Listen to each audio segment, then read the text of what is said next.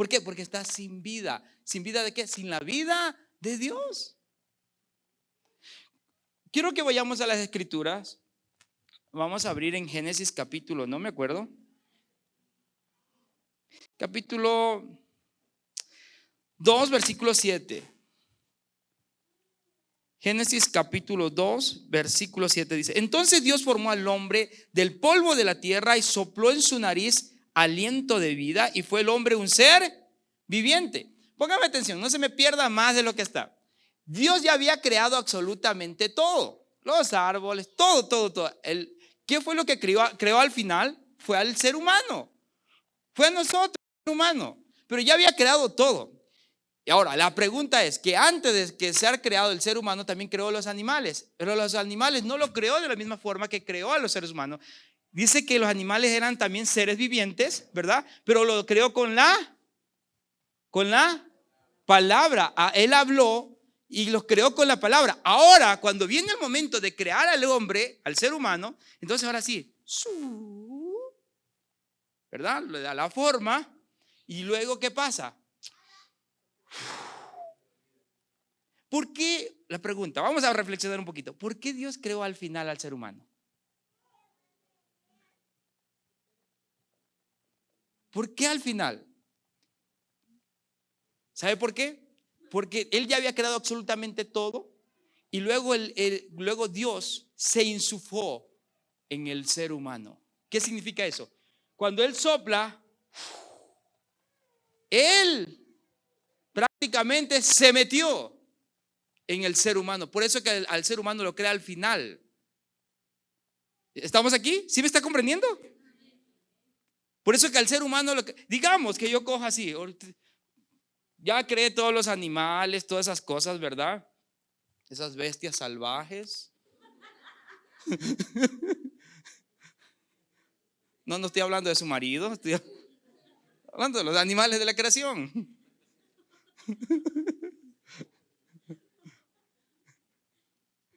Entonces, haz de cuenta que Dios, y ustedes son los seres humanos, en este momento sopla. Desaparezco. ¿Y qué pasa? Me incorporo en el ser humano. Se insufló en el ser humano. Estamos aquí, ¿verdad? Que eso es noticia nueva, ¿verdad? Por eso que Dios habita en nosotros. Por eso que nuestra alma es una alma eterna e infinita. Por eso que toda la información del universo está en nuestra alma. Hello. ¿Estamos aquí? ¿Sí? Ahora, cuando nosotros andamos que no andamos creando, andamos desanimados, no estamos manifestando la divinidad que llevamos dentro. Por eso que Jesús, cuando viene acá y Juan no sabía cómo describirlo, me imagino yo, y dice, es el verbo. Y el verbo estaba con Dios. Y Dios, ¿cómo? Y el verbo era Dios.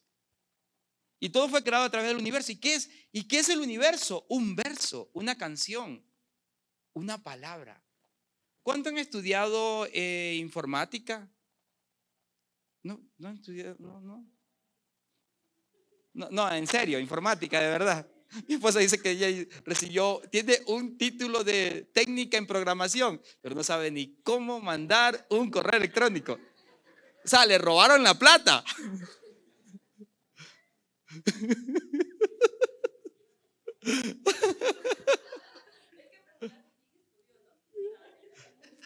Yo recuerdo que en cuarto curso a mí me dieron unas clases de programación y donde tú tenías que poner algoritmos y comandos para crear eran mandatos, que tú le dabas una orden a la computadora y luego el software en sí, son algoritmos y son comandos. El universo es algoritmo y es comando.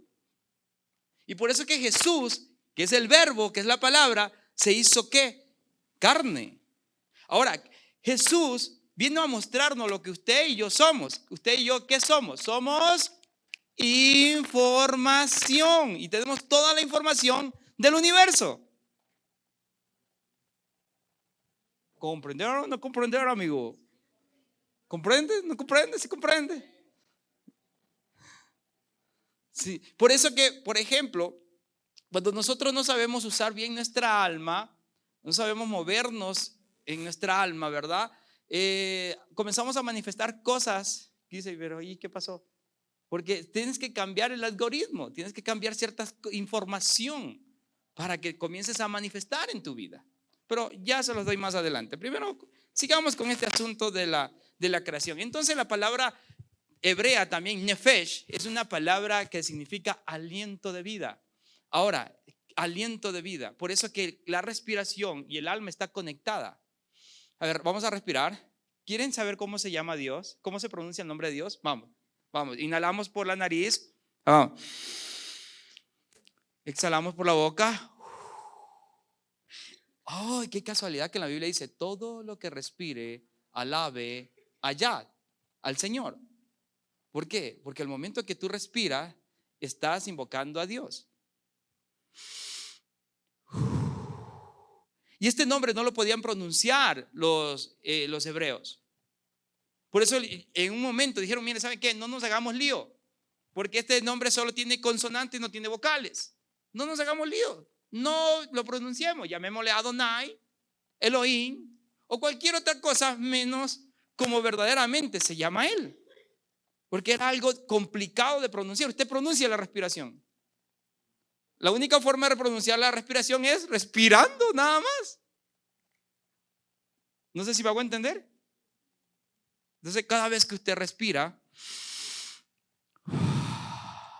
escúcheme, nuestra respiración nos recuerda que Dios está en nosotros. Todo lo que respire, alabe al Señor. Por eso que usted y yo somos creadores. Creadores. Nosotros creamos nuestra propia realidad. ¿A través de qué? De la palabra. Así como lo hizo al inicio, que sea los animales, que haya semilla en los árboles, y bueno, los árboles de acuerdo a con su género y tantas cosas que comenzó a hablar ahí Dios. Y nosotros también podemos crear. El problema es que no usamos muy bien la palabra. No usamos la palabra como es. Por eso que cuando Jesús, Él dijo: ¿tú eres el Hijo de Dios? Le preguntaron a Jesús: ¿tú eres el Hijo de Dios? Y dice: yo soy. ¿Y por qué se alarman? ¿Por qué se sorprenden? ¿Acaso las escrituras no dicen: dioses son ustedes? Vamos a Salmos 84, creo que está. Si no está en el 84, está entre Génesis y Apocalipsis. No hay dónde perderse. Y si no lo encuentra en su Biblia, en la de su hermano, la persona que está a la par, ahí lo debe encontrar.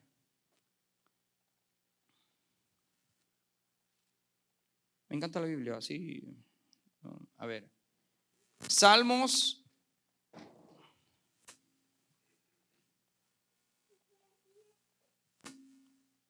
Si no está en el 84, está en el 82, pero ahí está. Donde dice que ustedes dioses son. Aquí está en el 82. Pónganme atención, esto es impresionante lo que dice aquí. Dice: Dios está en la reunión de los dioses. Dios está en la reunión de los dioses. ¿Con quién estaba reunido Dios? Con los dioses. Dice: en medio de los dioses juzga. ¿Hasta cuándo juzgaréis injustamente y aceptaréis las personas de los impíos? Y ahí viene la instrucción: defended al débil y al huérfano, haced justicia al afligido y al menesteroso, librad al afligido y al necesitado, librad de la mano de los impíos. No saben, no entienden, andan en tinieblas, tiemblan todos los cimientos de la tierra. Yo dije: vosotros sois, ay, dígalo sin miedo.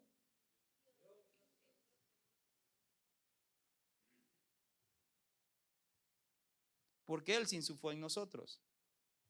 Él está viviendo una experiencia humana a través de nosotros. Y Él sigue encarnándose en nosotros.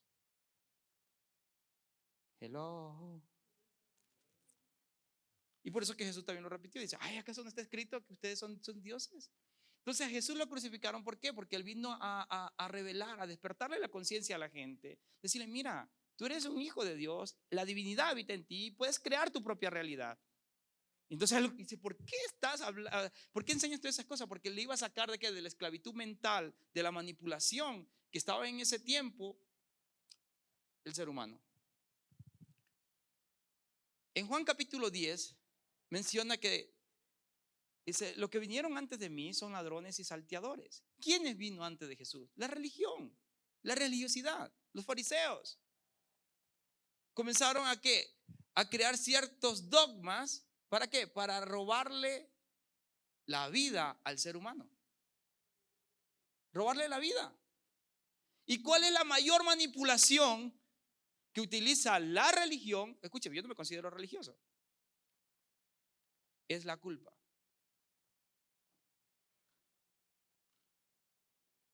Y Jesús dice, yo he venido para que ustedes tengan vida y tengan vida en abundancia. Los que vinieron antes de mí son ladrones y salteadores. ¿Quiénes vinieron? La religión, no es Satanás, es que el diablo. Hay gente que conoce más al diablo que a Dios. Usted no nació para conocer el diablo. Usted nació para conocer a Dios. Y que media cosita le pasa, ay, el diablo y el diablo. Y usted ya vive con el diablo. No es el diablo, es su esposo. No, mentira. Y toda cosa del diablo y el diablo. Y el diablo dice, ay, ya hermano, ya sabe que todo le echan la culpa a él. Mire, todo cristiano mediocre, todo cristiano, perdón que voy a usar, no quiero que se resienta porque ese tipo de personas no vienen acá, pero los cristianos mediocres son los que se escudan en el diablo. O sea, cometí un error, es que el diablo me hizo tropezar, pastor. ¿Qué diablo? Hágase responsable. O sea, a mí me gusta eso, me llama la atención esa cosa. Y por eso lo hice. No, el diablo. Pastor, ¿por qué utiliza el color negro? Es que el color negro es del diablo. Usted conoce ya el color del diablo, qué comida tiene el diablo, le gusta el diablo, todo del diablo. Dios santo. ¿Sabe lo que significa? ¿Por qué? Porque no han metido la religión que el negro es de las tinieblas.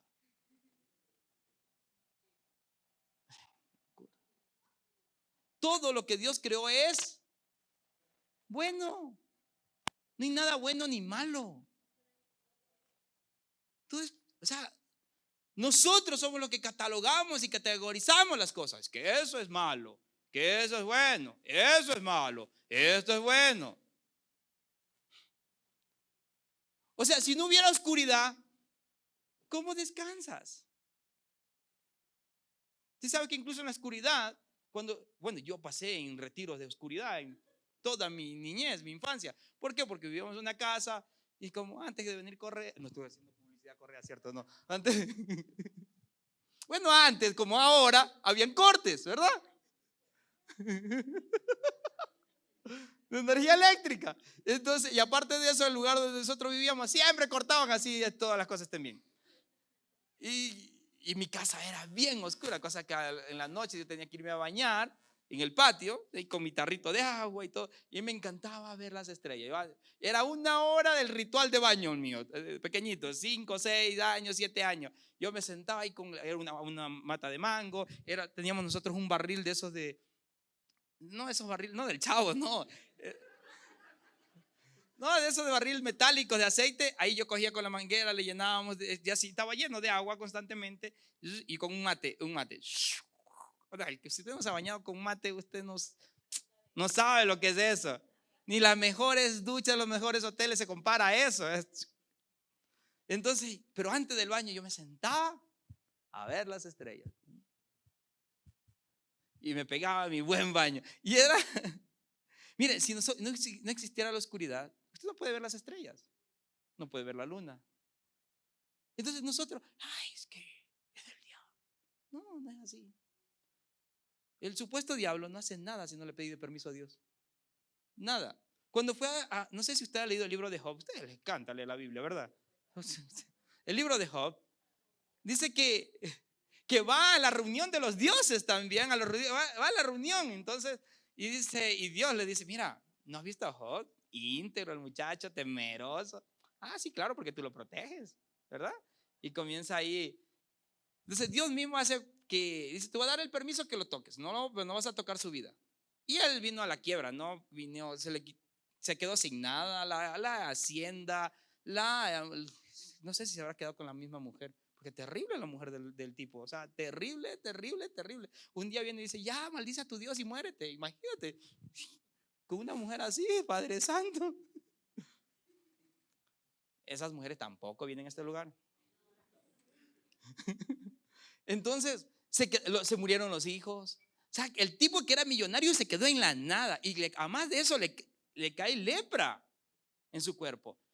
Pero ¿qué pasó? Dios le dio el permiso. Está bien, tócalo, pero no toque su vida.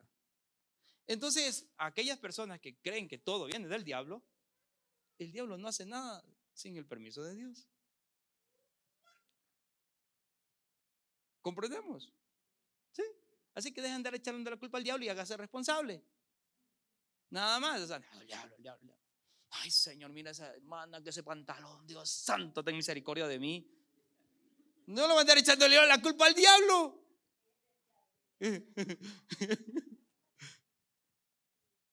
Mire, cuando viene Pedro, dice, Pedro, Satanás te ha pedido. ¿A quién le pidió? Al Padre, a Dios. Te ha pedido para zarandearte, mas yo estoy rogando que tu fe no falte. O sea que cuando te zarandee, te vuelvas a levantar. Y así fue, se levantó, predicó a 3,000 personas, se convirtieron. Entonces, para quitarnos esa idea, ¿verdad? Ahora, Jesús dijo algo muy importante. El reino de Dios está en, vamos, dígalo con fuerza. El reino de Dios está en nosotros. Ahora, vamos a aplicar la lógica porque la fe y la lógica no están peleadas, por si acaso.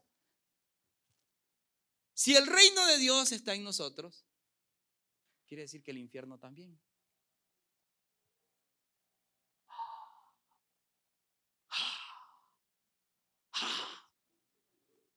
Obvio, si el reino de Dios está en ti, el infierno también. El infierno no es un lugar externo a nosotros, está en nosotros.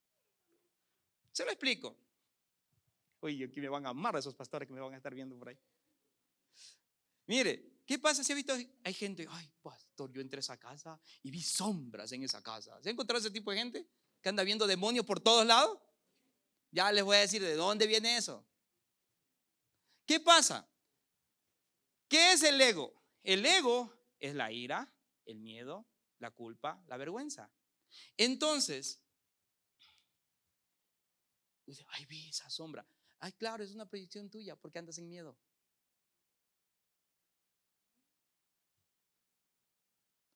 Ay, que me da miedo. Así, porque tienes sentimientos de culpabilidad. Hay cosas que no te perdonas y piensas que algo te va a pasar. Y hay gente que usted ve, es que viene el fin del mundo. Esta es una señal del fin del mundo. ¿Cuál fin del mundo? La gente lo que tiene es culpa. Como tiene sentimiento de culpabilidad, anda esperando que vengan cosas malas. Punto. Pero cuando tú andas en fe, tú dices, no, o sea, yo me amo. Y si cometo un error, me hago responsable, me perdono a mí mismo. Entonces, ¿qué pasa? Ya no hay el sentimiento de culpabilidad en mi vida. Si no tengo el sentimiento de culpabilidad, ¿para qué voy a andar esperando cosas malas? Ninguna persona que es libre de culpa espera cosas malas. El que está libre de culpa espera cosas buenas. Uy, yo donde quiera que voy me va bien. O sea, a mí me siguen las bendiciones. Como dijo el rey David. Dice, ay, me sigue el bien y la misericordia me siguen todos los días de mi vida. ¿Por qué? Porque el tipo se había librado de la culpa. La culpa no lo gobernaba. Pero hubo un tiempo que sí lo gobernó.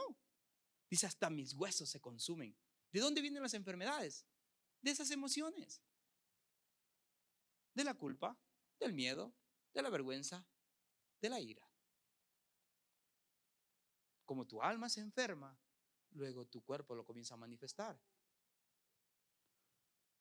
Hubo una vez que Jesús sanó a un leproso. Mire, y normalmente no podía uno tocar a un leproso porque quedaba inmundo. Pero él vio cuál era el origen de la enfermedad de este leproso. Era el sentimiento de culpabilidad. Entonces, ¿qué hace Jesús? Rompió los esquemas, los protocolos. Normalmente no podía tocarlo. Y él viene y te dice, sé sano.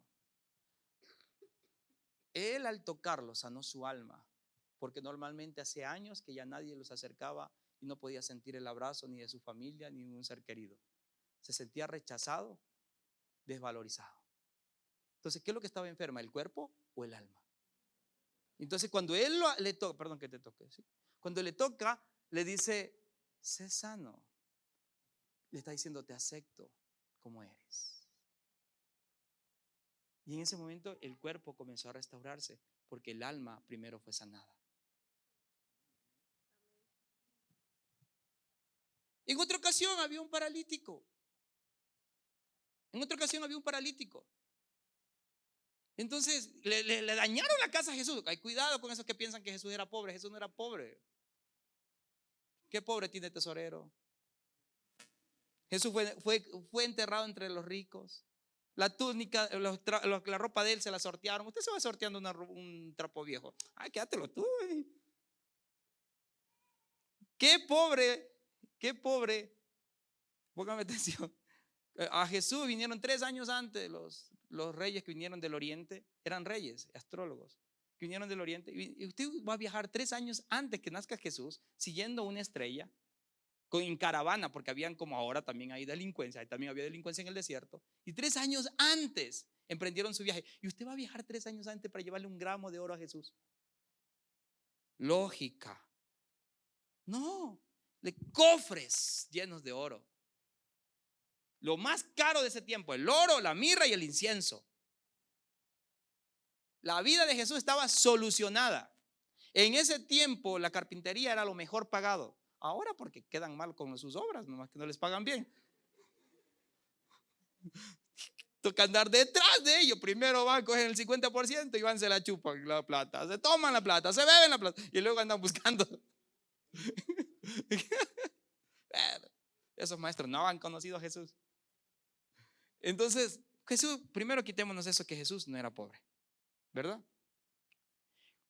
Y él vivía en Capernaum, es como que usted vive en Quito, en el centro, que era el centro de acopio, la ciudad más comercial en ese tiempo, Capernaum. Y él tenía su propia casa y le sacaron el techo y metieron a un paralítico. Ahora, él vio la fe de ellos y luego el paralítico le dijo, dice, tu culpa o tus pecados. ¿Qué significa la palabra pecado? Para ir desglosando esto. Ay, por aquí había una lanza. Ah, bueno, este está bien. Este está bien, este está bien. Miren, yo quiero darle al atril, ¿verdad? Yo quiero darle al atril. ¿Qué pasó? ¿Qué pasó? ¿Qué pasó? Fallé. Eso es pecado. El atril era mi propósito, pero fallé. Ya otra vez para hacer la repetición, ya, está bien. Solo porque fuiste, ¿sabes? Acordarme cuando en mi vida pasada, ustedes no quieren vida pasada. Fallo, ¿verdad? Entonces fallé. Este era mi propósito. Pecado es fallar en tu propósito. Ay, es que el hermanito se metió con la hermanita y pecó.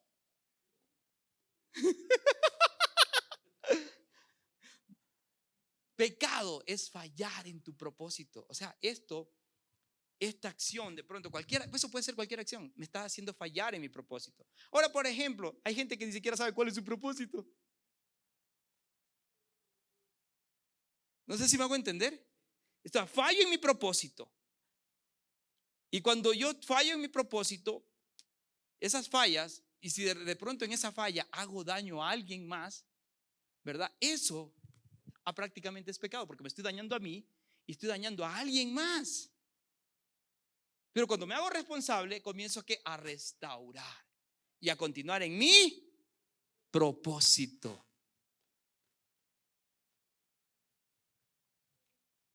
¿Los libré de eso? De ese peso llamado pecado.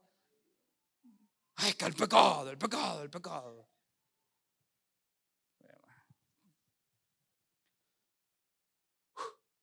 Está bien, sigamos. Yo sé que están procesando. Solo quiero que sea libre, que tenga una vida abundante, llena de paz, de amor, de felicidad. Que la religión no le quite la vida. El ser cristiano, seguir a Cristo, es hermoso. ¿Por qué? Porque Cristo está en nosotros. ¿Sí me hago entender? Y este fallo no fue un fallo. Quiero que lo vea de otra manera. ¿Qué le dijeron al que creó la bombilla, Thomas Edison? Le preguntaron, dice, ¿qué se siente haber fallado después de 2000 fallos, haber creado la bombilla? Dice, hey, corrección, no fueron 2000 fallos, fueron 2000 pasos para crear la bombilla. ¿Verdad? Entonces, esto no es un fallo, lo que a veces llamamos pecado son aprendizajes necesarios. Ya dañé. Son aprendizajes que son necesarios en la vida para que nuestra alma madure, para que nuestra alma sea transformada. Porque ¿qué tal usted? Por ejemplo, una persona, supuestamente yo no fallo, ¿no? Y eso le pasaba a Job. Job se creía perfecto el tipo. Se creía la última Coca-Cola del desierto. Sí. Entonces Dios permitió eso. ¿Por qué? Porque necesitaba darle una enseñanza. ¿Cuál es la enseñanza? Porque Job creía que solamente a las personas que fallaban o que cometían un pecado les iba mal. Ese era el pensamiento de Job. Dice, me lo voy a corregir bien bonito, ¿verdad? Y entonces dice, bueno, te voy a quedar sin nada, sin hijos, sin todo. A ver, ¿a quién le echas la culpa si supuestamente tú eres perfecto? ¿A quién le vas a echar la culpa? Y entonces, ¿cuál fue el aprendizaje de Job? Que no porque tú ves a alguien que está pasando un proceso, es que no, esa es mala persona. No, es porque hizo esto. No. Todos los seres humanos necesitamos pasar situaciones difíciles para que nuestra alma sea transformada. Todos, no hay uno que no. Y ese era el aprendizaje que tenía que comprender Job. Ay, que claro, a él le va mal, sí, porque se metió con el esposo de mi amiga.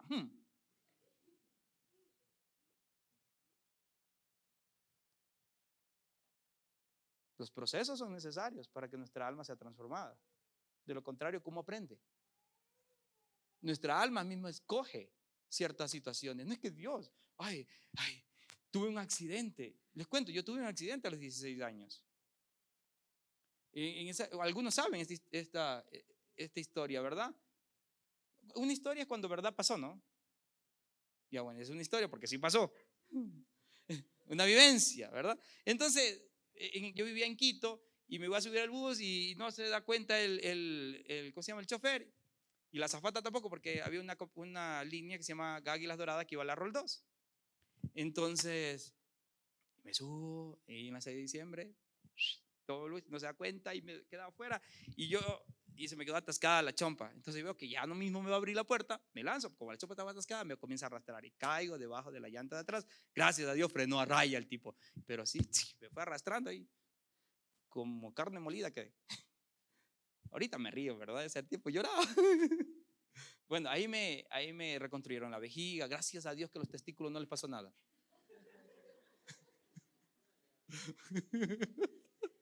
Me reconstruyeron la vejiga. Me reconstruyeron la vejiga. Me hicieron, ¿cómo se llama esto cuando te sacan un riñón? Nefrectomía. El pulmón perforado, me pusieron platino. Bueno, todo reconstruido, parecía Robocop el muchacho, ¿verdad? Entonces, a los 16 años. Y era necesario, y eso me ayudó a ser consciente de mi vida, de lo que Dios tenía planeado, de poder hoy estar delante de ustedes, ayudarles a que su alma sea también transformada a través de la enseñanza. Porque nuestra alma evoluciona o es transformada cuando nosotros nos conectamos con Dios, con lo divino, cuando nosotros aprendemos, escuchamos y cuando usted experimenta. Nuestra alma es transformada. Entonces eso me ayudó a valorar muchas cosas, a mamá, a papá, tantas cosas que como adolescente, yo no era solo adolescente, era como una cebra, aparte de burro rayado. Créame, ¿usted ha probado algún día maduro con queso? Yo sí lo he probado, pero no del que usted ha probado. Es marihuana con cocaína. Ya a los 12 años ya me hice el huequito en la oreja. Rayado hasta por si acaso el muchacho. Entonces cuando vienen a decir algo, Si Dios pudo conmigo, ¿qué es? Papaya, ¿verdad? Y eso fue necesario. A mí me ayudó a valorar muchas cosas. Toda la vida mis abuelitos son cristianos, de toda la vida. Yo nací en una cristiana. Y me llevaban a la finca, mi mamá me llevaba a la finca donde mis abuelitos desgranados maíz, ahí con candil. Por eso yo vengo de retiros de oscuridad. Yo vengo, desgranaba maíz ahí. Y mi abuelito con la Biblia ahí recitándome los versículos. Cosa que los versículos, la palabra me la sabía hasta por si acaso. Y cuando estaba en el quirófano, Señor, ahí sí, no, cuando estaba en una situación difícil, se acuerda de Dios, ¿verdad? Como los bomberos. Se nos quema la casa y llamen a los bomberos. Igualito yo también. Dios mío, digo, Señor, no me dejes aquí, acuérdate de tu palabra, Señor.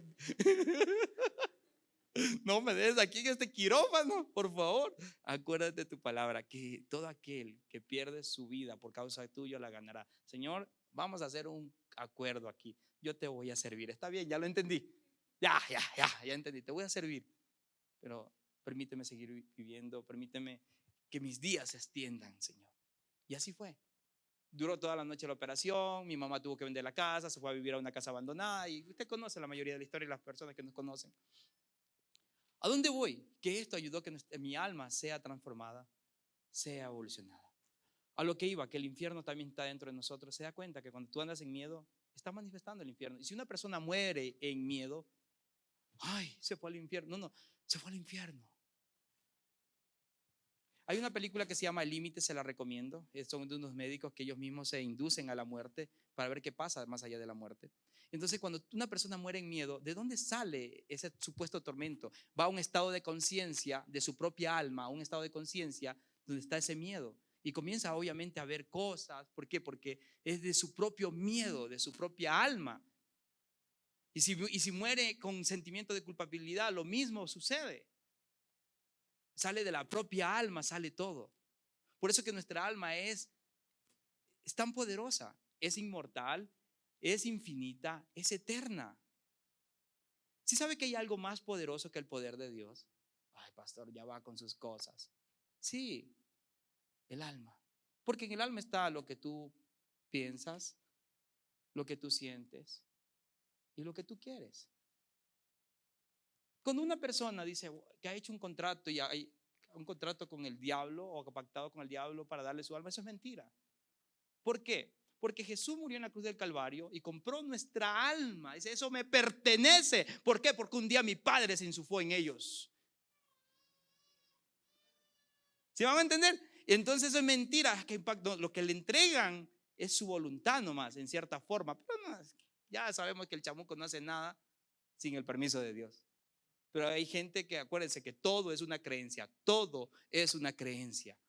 Lo único real y verdadero es el amor. Porque Dios es amor. Todo en la vida es una creencia. Entonces hay gente que cree, no, es que le entregó la pacta al diablo. No, de pronto entregó una parte de su voluntad, pero porque está creyendo en eso. Pero no es así. Para ir terminando, ¿a dónde voy con todo esto? A mi casa, a almorzar, ¿verdad? A conocer. Tengo un video. ¿Sí me pueden poner el video, porfa?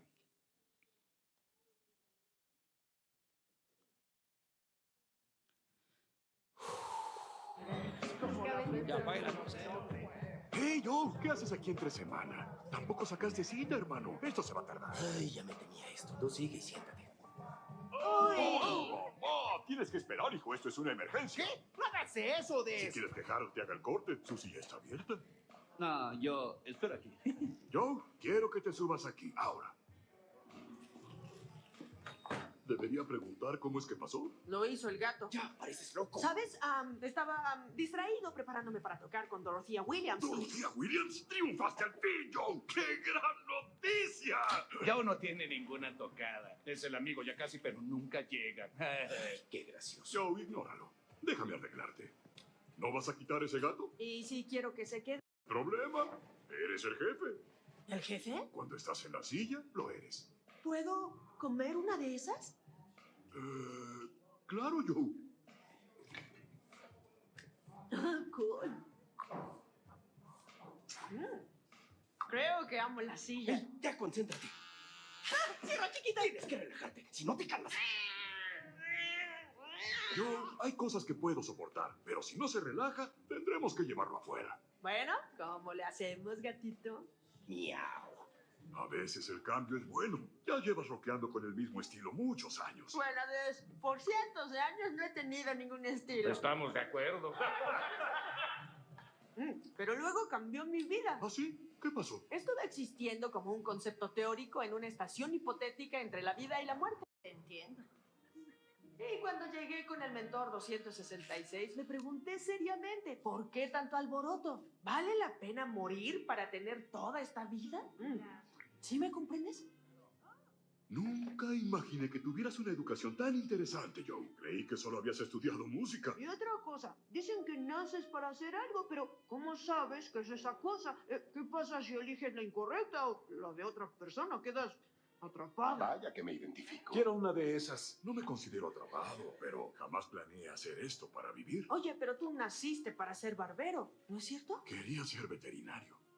Entonces, ¿por qué no hiciste eso? Lo estaba planeando cuando salí de la marina. Luego mi hija enfermó y es más barato estudiar peluquería que veterinaria. Eso está mal. Tuviste que ser barbero y ahora eres infeliz. ¡Wow, wow! ¡Para tu carro, Joe! Estoy feliz como una almeja, hermano. No todo el mundo es Charles Drew inventando la transfusión de sangre. O yo, tocando el piano con Dorothea Williams, lo sé. No eres nada de eso. Cualquiera se mete a una banda si quiere hacerlo. Que Paul no te afecte. Las personas como él hacen sentir mal a otros y de esa forma se sienten mejor. Oh, yo entiendo. Está criticándome para encubrir sus propios sueños fallidos. Eso dolió mucho. ¿Por qué será que estar en esta silla me hace querer decir cosas de eso? Esa es la magia de la silla. Por eso amo este trabajo. Conozco personas interesantes como tú. Los hago felices y también guapos. ¡Wow! ¿Estoy loco o me veo más joven? Puede que no haya inventado las transfusiones, pero definitivamente estoy salvando vidas.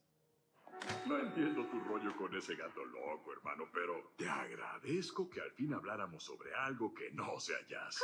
¿Cómo es que nunca habíamos hablado de tu vida? No preguntas, pero qué bueno que lo hiciste esta vez. ¿Te ves bien, hermano?